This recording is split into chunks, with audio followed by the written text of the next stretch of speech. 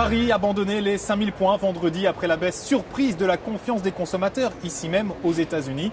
Peu avant la clôture, le CAC 40 perdait 0,72% à 4993 points. Les valeurs pétrolières notamment stagnaient en fond de classement.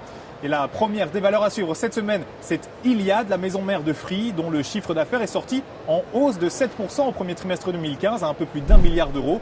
De quoi confirmer les prévisions annuelles avec un EBITDA toujours attendu en progression de 10%. Vendredi, à 1h de la clôture, le titre d'Iliad avançait de 0,35% à 217,70 euros.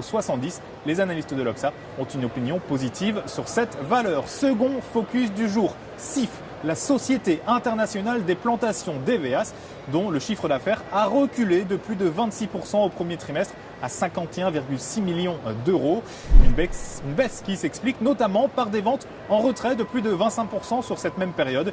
SIF, vendredi avant la clôture, voyait son titre prendre un peu plus d'1% à 37,63 euros. Les analystes de l'Obsa ont un avis positif sur celui-ci.